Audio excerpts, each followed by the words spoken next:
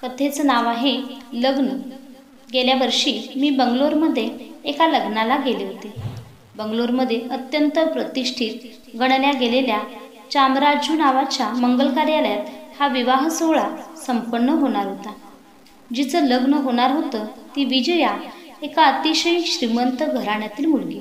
ती स्वभावानं चांगली होती, हुशार व अभ्यासू होती. तिचं लग्न ज्याच्याशी ठरलं होतं तो मुलगासुद्धा उच्च शिक्षित होता, नोकरीत खूप वरच्या पदावर होता. विजयानं आपल्या सर्वच अध्यापकांना बोलावलं होतं. त्यात एक मीसुद्धा होते. लग्नमंडप भव्य होता. नानाविध प्रकारच्या शोभिवंत फुलांनी तो सजवलेला होता. ती फुलं खास बँकॉकहून मागवण्यात आली होती. जागोजागी कृत्रिम कारंजी बसवलेली होती. त्यातून सुवासिक पाण्याचे फवारे उडत होते. संपूर्ण रिसेप्शनचं ते ठिकाण आनंदमय वातावरण भरून गेलं होतं. नक्षकांत हिऱ्या मोत्यांच्या दागिन्यांनी मढलेल्या स्त्रिया तिथे होत्या. पुरुषांचा रुबाबही काही कमी नव्हता. शेरवानी, कुर्ता असा पेहराव केलेली मंडळी दिसत होती. नवविवाहित दाम्पत्याला भेटून शुभाशीर्वाद देण्यासाठी व्यासपीठाजवळ भली मोठी रांग लागलेली होती. सर्वच मंडळी श्रीमंत होती. वधूवरांवर देणग्या व भेटवस्तूंचा नुसता वर्षाव होत होता. बाजूलाच त्या भेटवस्तूंचा भला मोठा ढीग जमा झाला होता. मी जरा दूर बसून विजया आणि रंजन यांचं निरीक्षण करत होते. विजयाच्या अंगावर जो नववधूचा पोशाख होता त्याची किंमतच काही लाखांच्या घरात असेल. ते तरुण जोडपं जरी आनंदात असलं तरी दोघांचे चेहरे थकलेले दिसत होते. माझ्याबरोबर आलेले माझे सहकारी म्हणत होते, हे जणू एखाद्या राजकन्येचंच लग्न आहे असं वाटते. त्यानंतर आम्ही सर्वांनी जवळ जाऊन त्या दोघा वधूवरांना त्यांच्या वैवाहिक आयुष्यासाठी शुभेच्छा दिल्या. त्यानंतर आमच्यापैकी प्रत्येकाला घरी जाण्यासाठी एक भेटवस्तू देण्यात आली. ती भेट म्हणजे कांचीपुरम साडी होती.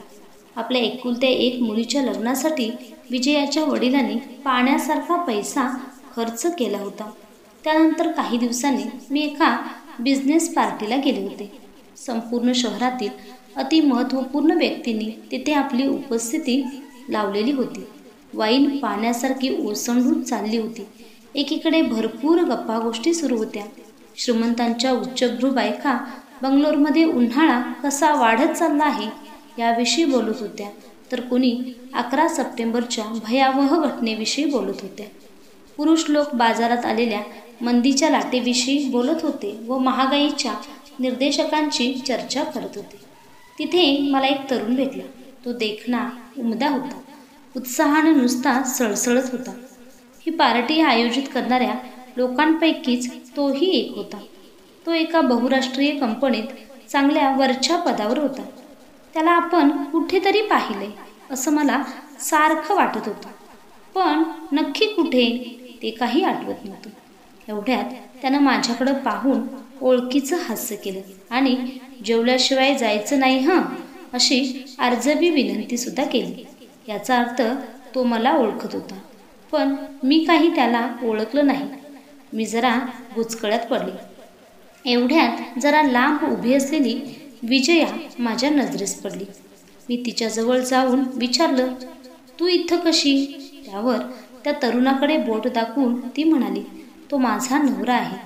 पण तिच्या शब्दांमध्ये कुठंही मला अभिमानाची छटा दिसली नाही. विजया अशक्त व विवर्ण दिसत होती. ती आजारी आहे असं वाटत होतं. तिच्या चेहऱ्यावर किंचितही आनंद नव्हता. तिचे डोळे सुजलेले होते. वेशभूषाही गबाळीच होती. मी तिला काही विचारणार एवढ्यात तिचा गळा भरून आल्याचं मला जाणवलं. मग आम्ही दोघी एका बाजूला जाऊन उभ्या राहिलो. मी जरा वेळ काही न बोलता तिला रडू दिलं. काही वेळा नुसतं रडण्यानेही माणसाच्या मनावरील ताण हलका होण्यास मदत होते. थोड्या वेळानंतर आपण होऊनच तिनं स्वतःची परिस्थिती वर्णन केली.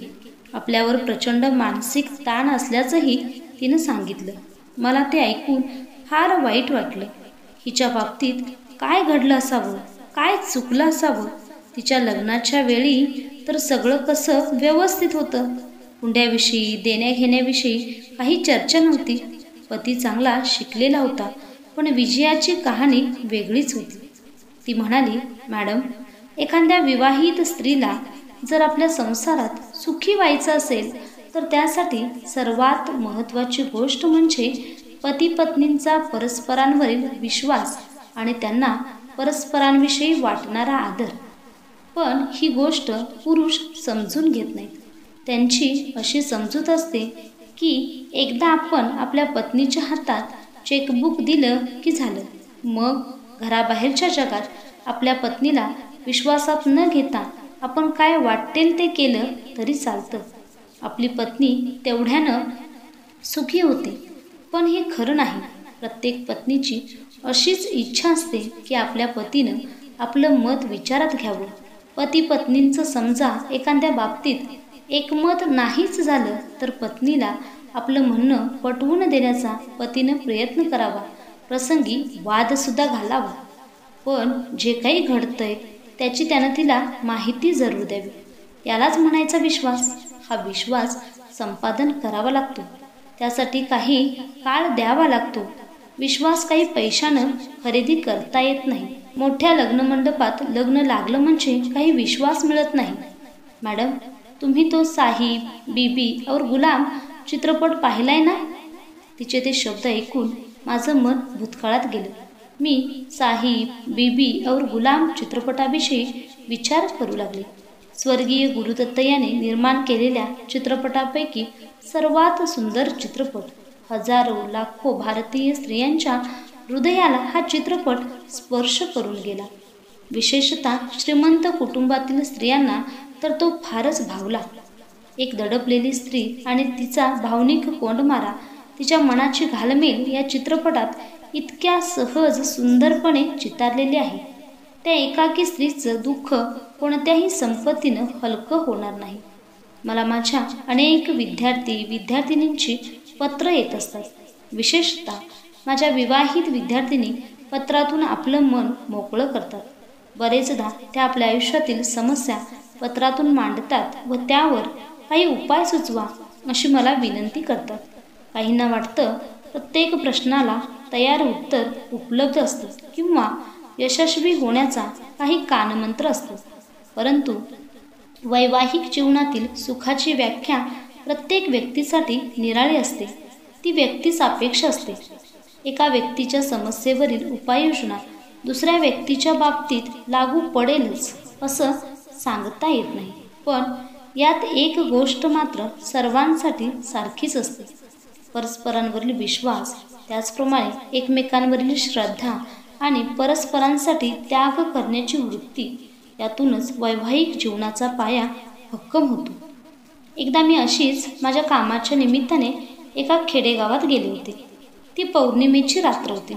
वातावरण शांत आणि नितांत सुंदर होतं. गावाच्या मधोमध एक वडाचं झाड होतं. ते चांदण्यात न्हाऊन निघालं होतं. रस्त्यावर बसेसचा आवाज नव्हता की आकाशात उडणाऱ्या विमानांची घरघर नव्हती. टेलिफोन आणि मोबाईलची घंटी वाजत नव्हती. एवढंच काय, साधी वीजसुद्धा नव्हती तिथे. मी वडाच्या झाडाखाली एका बाकावर बसून गावकऱ्यांशी गप्पा गोष्टी करत होते. गावकऱ्यांच्या स्वतःच्या पुष्कळशा समस्या असतात. पिण्याच्या पाण्याचं दुर्भिक्ष असतं. वैद्यकीय सुविधा पुरेशा नसतात. शेतात फवारायला कीटकनाशकं नसतात. इथेही जवळजवळ प्रत्येकाचं काही ना काही गाऱ्हाणं होतंच. अपवाद फक्त मधा आणि यल्लम्मा यांचा. मधा आणि यल्लम्मा हे भिकारी होते.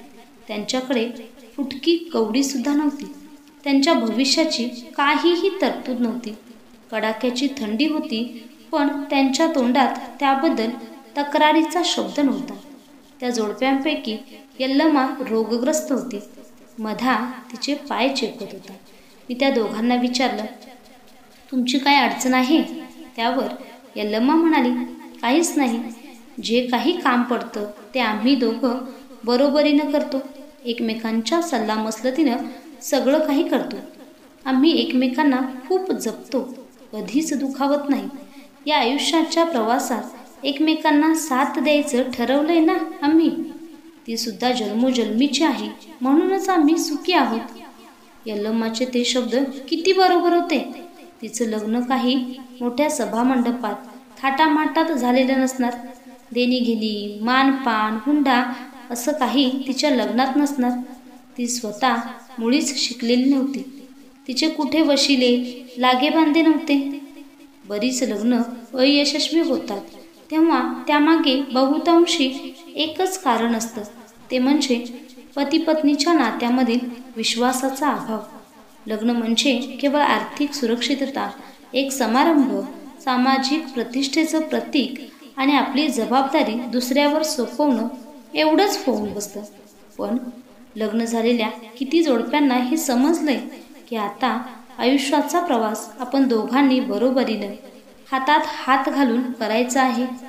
मुसळधार पाऊस असो, खाचखळग्यांचा रस्ता असो, वादळी रात्र असो, नाहीतर काट्याकुट्यांनी भरलेली वाट, दोन्ही बाजूनी झाडांची शीतल छाया असलेला सुरेख मार्ग असो, नाहीतर दाहक उन्हाळ्याचा ताप. जर एकत्रितपणे मार्गक्रमण करायचं आहे तर परस्परांवर गाढ विश्वास असलाच पाहिजे. वैवाहिक जीवनामध्ये या विश्वासाची पुंजीच जन्मभर पुरत असते. तेथे हिरेमोती कामाला येत नाहीत, डॉलर्स कामाला येत नाहीत.